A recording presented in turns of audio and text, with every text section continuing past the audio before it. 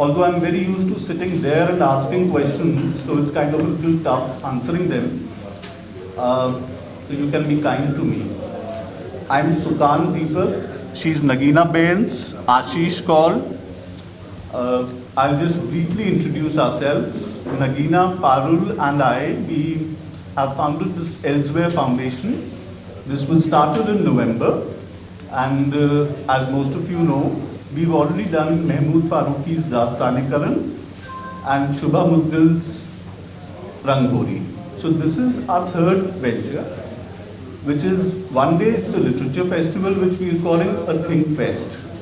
The second day is Vidya Shah's performance of Begum Akhtari's works. And we are very thankful to Hero Realty, which is represented by Ashish Kaul here, who is the Chief Marketing Officer, for sponsoring the event. And as you know, any major art initiative cannot be materialized unless you have sponsorship. So we are extremely thankful to him.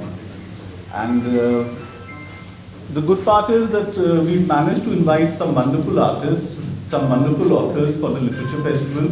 Many of them are coming to speak here in Chandigarh for the first time.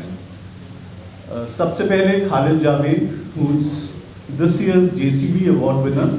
It's the biggest literature prize in the country. Ravi Shergill, you all know.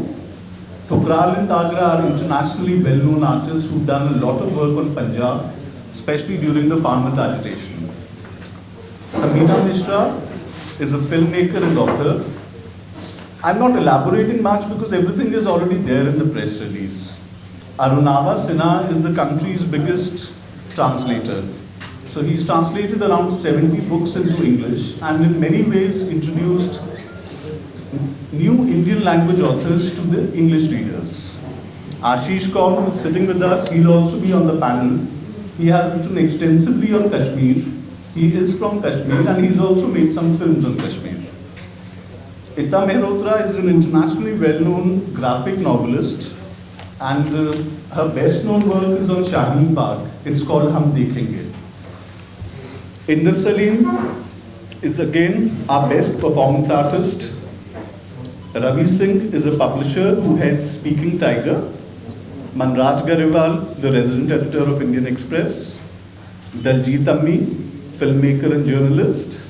And Nirupma Dutt, poet, critic and journalist. They all will be part of the festival. Second day would be Vidya Shah. It's a well-curated performance called Akhtari. So this is the main thing. And now I will pass on the mic so Ashish can talk about it. Thank you very much. आप सब लोगों का बहुत बहुत आभार यहाँ आने के लिए. शायद कुछ लोगों से पहले भी मेरी मुलाकात रही है और लिटरेचर मुझे ऐसा लगता है I come from a place which is deep rooted in turmoil. Kashmir की, जैसा सुकांत ने अभी बताया कि आई एम फ्रॉम कश्मीर, और मेरे पिछले 32 साल, जब हम लोग कश्मीर से भी बाहर हैं, तो पिछले 32 सालों में मुझे सबसे एक जो चीज़ का गैप लगा वो लगा lack of understanding, which is because of lack of literature, relevant literature या रेलेवेंट सोच का उसकी कमी होना. मैंने बाकी जगहों पे जहाँ मैं रहा, चाहे जी में रहा या बाकी जगहों पे रहा, मैंने बहुत कोशिश की कि ऐसे प्लेटफॉर्म्स क्रिएट करें जहाँ पे लोग बात कर पाएँ. मुझे ऐसा लगता है कि हम लोग लिटरेचर के पॉइंट ऑफ व्यू से हमारा देश बहुत समृद्ध है, लेकिन अज्ञानता भी सबसे ज़्यादा यही है. हम कह सकते हैं, एक अगर इसको लाइटर वेन में कहें कि हम पढ़े लिखे अनपढ़ ज़्यादा हैं और कुछ भी समझ लेते हैं, तो वो एक लिटरल अंडरस्टैंडिंग नहीं है. मुझे लगता है कि ऐसे लिटरेचर फेस्टिवल्स को एक बहुत बड़ी इनकी जिम्मेदारी ये बनती है कि डिस्कशन वो हो जो स्पॉन्सर्ड नहीं है, डिस्कशंस वो हो जिससे समाज स्ट्रॉन्ग बने, समृद्ध बने, पीसफुल बने. और वो लिटरेचर, मुझे लगता है literature is the foundation, is the bedrock of peace and prosperity. समाज अगर स्ट्रॉन्ग बनेगा तो एक हेल्दी डायलॉग से बनेगा.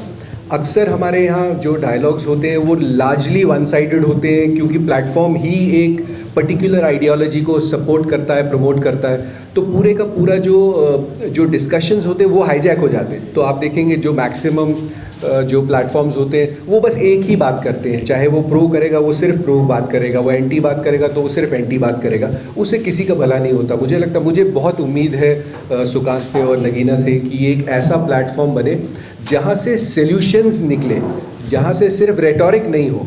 मैंने अपनी लाइफ में ऐसे कई सारे लिटरेचर फेस्टिवल्स देखे जहाँ पे जब उनको कंसीव किया जाता है, अनफॉर्चुनेटली उनको जब कंसीव किया जाता है तो सबसे पहले ये कंसीव किया जाता है कि सेंसेशन कैसे होगा, कोई ऐसा कंट्रोवर्सी कैसे क्रिएट होगी।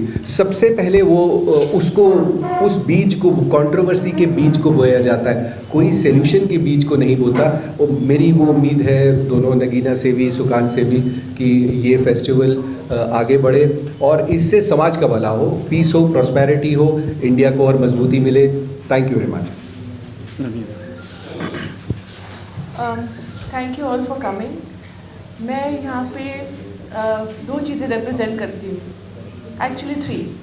सबसे पहले एल्सवेयर फाउंडेशन की को-फाउंडर हूँ, दूसरा मैं CII जो हमारे पार्टनर्स हैं उसकी चेयरपर्सन हूँ। तो CII's theme for this year is using art and culture as a tool for socio-economic development.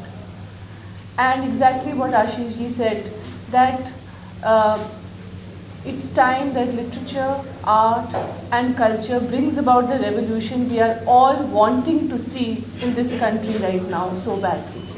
And as a part of Elsewhere, we can only assure you and promise you कि ये foundation लोगों को वो platform देना चाहती है और दे रही है जहाँ पे आप निडर, खुशी से, दुख से, जैसे मर्जी आइए और आपके मन की बात सबसे शेयर करिए। And I hope through art we can give you that expression, any kind of expression. Again, as you all know, Elsewhere is the foundation that has been founded in the memory of Sri Swadesh Deepak ji. It's a very popular playwright.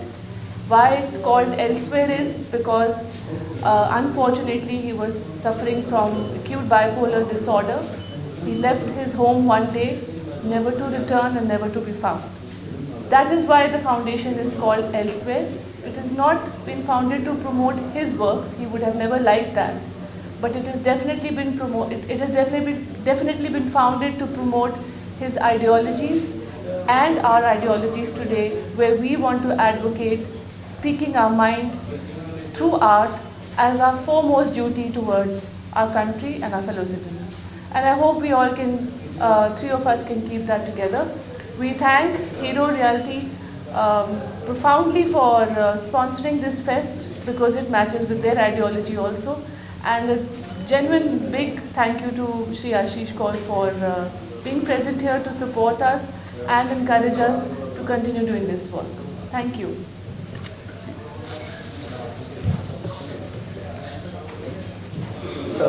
Please feel free to ask anything you would like to. We all are here to answer any questions you have. And उसमें से और आपका हम बात आगे नहीं ले सकते. Sorry. 30th मार्च को लिटरेचर फेस्टिवल है, 31st को विद्याशाख की परफॉर्मेंस है, वेन्यू है CII. One of the topics you have written is who is afraid of Indian literature. जी What जी. is the context? The context is basically एक टाइम था 2000 से पहले जब इंडियन लिटरेचर को ज़्यादा प्रमोट नहीं किया जाता था, रीजन भी किसी को ट्रांसलेट नहीं हो रहा था. तो परसेप्शन ये थी कि इंडियन लिटरेचर में कोई काम नहीं हो रहा है, सिर्फ जो इंडियंस अंग्रेजी में लिख रहे हैं वही अच्छा काम कर रहे हैं. लेकिन अब आप अगर देखेंगे, specially from down south, BJ James, Benjamin, Perumal Murugan जो इस बार बुकर प्राइज के लिए लॉन्ग हुए हैं, गीतांजलि श्री जिनको बुकर प्राइज मिला है, तो this has demonstrated the power of Indian literature. So that's why this is our first session also. Acha.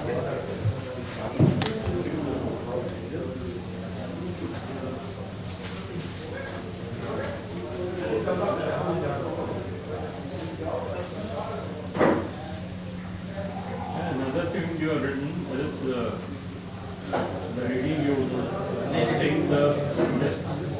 young are not reading enough. Right. If it is a myth, It's not a myth. what is the Yes. reality? The reality How do you is, qualify? yeah. The reality is they are reading. Very deep rooted, the people that start reading. No, but they are reading. That is the thing. We perceive that they are not reading. You know, it's just that they are reading in different ways. There is Kindle. And then in this session, Samina Mishra and both Ita Mehrotra, what they've written is really not for children. But what they are experiencing is that youngsters are picking up their books, children are picking up their books. The themes are so serious. One is migration during the pandemic. One is Shaheen Bagh. So you don't expect kids to read that. But they are themselves surprised that these books are being really picked. बहुत पढ़ी जा रही है वो किताबें. Ashish, tell us a little about your book which you will discuss as part of the festival on country. Parmeshwari agitation, right? As I was saying that, there is a lot that does not come out, and people, because we believe we know a lot, but the fact is otherwise. We are very ignorant when it comes to knowing our own history, and therefore the endeavor has always been to bring forth the aspects, the jewels that people have forgotten, and Parmeshwari agitation is one such jewel in post-British era, in post-British India. The first and perhaps the last peaceful agitation that happened on the soil happened in the valley of Kashmir, which is not known for peace anymore. And it was an agitation that was led by a handful people, just literally a handful people, who brought the entire valley to a grinding halt with their resolve. And that is what this book is all about. That when you're talking about peace, when you're talking about justice, fighting is important. Numbers really do not matter. What matters is the resolve with which you come forward and you fight because you believe in that. And Kashmir proved that time and again. And it came, very interestingly, it came from a community which is not known for something like this. So it was also very important for me to tell a story which was in absolute contradiction to what this community is known for today, which is that, we had to leave the way we left in 1990, but that was not the case in 1967. Had 1967 been handled properly, had governments at that particular point of time handled 1967 well, I doubt 1990 would have ever happened. Does your writing keep you in touch with your home country? Absolutely, absolutely. That is the only way that I've been able to, even at the cost of grave threats that one keeps on receiving, but then I doubt there is any other way. For people like us who understand the complication of Kashmir, I think literature is the only way with which we can sort of revisit the umbilical cord and sort of believe that we are still there without being there. Any of your books will be adapted into a film? All of them, incidentally, you can't take that part out of me. I always write two versions, interestingly. One is the standard research work that I do. And then there is, in the public domain, the cinematic versions are what I place in the public domain. Because I believe, the reason why our history is not known well, or people do not understand our histories well, because the way historical formats have been approached, they're very, very boring. Even if you want to, our history can actually bore you to death. So I felt that history needs to be, while you mention the same facts, but the narrative has to change. And when we are talking about the youngest nation in the world, where your average age is about 72% of our population is below 30, they needed a break. They needed a break from the serious writers, and therefore the kind of format that I have sort of experimented with has been I'm not a professional writer at all. I do not claim to be a writer, and my writing sucks. And that's what, my daughter keeps on telling me that, you should not write. Why are you writing? But I only write because I have a purpose, that I want to bring forth certain incidents which otherwise people would not know, and in a very interesting manner. Otherwise, you just write and then, it remains, it's dusted somewhere on the shelf. So what's the point? the point of writing is people must write, and therefore I think the bigger challenge here also is with writers, that you can't write and hope that people will read. No, it's not gonna happen.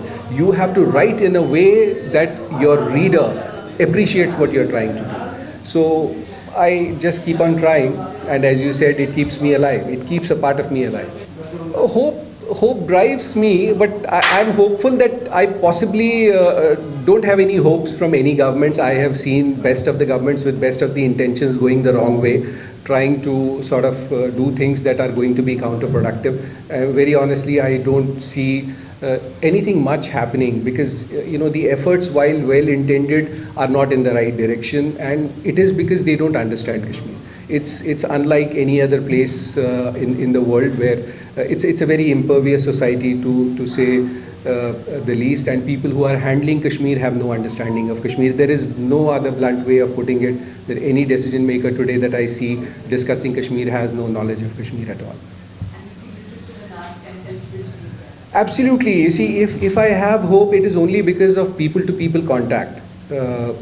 I think that is the only way forward for Kashmir or for any other place which is undergoing a similar fate, whether it is Syria's of the world or Afghanistan's of the world. I think people-to-people contact is what keeps, my belief is in people. I am so welcome in Kashmir despite the kind of work that I do, and every time I write something, I know that I will never be welcome in my home, but people there have always sort of proved me wrong, and I've always been more welcome than my previous visits. I have great friends in Pakistan and sort of some of the very important people there. And the discussions are always that, why the hell is what is happening, why can't we change that? But then we fail to understand that, things are the way things are because what is happening today is a part of a great economical sort of a background to it. And terrorism has become today business. There is no such thing called freedom. It is just business. And people down the line, normal people, they do not want to be a part of that, which is what makes me hopeful.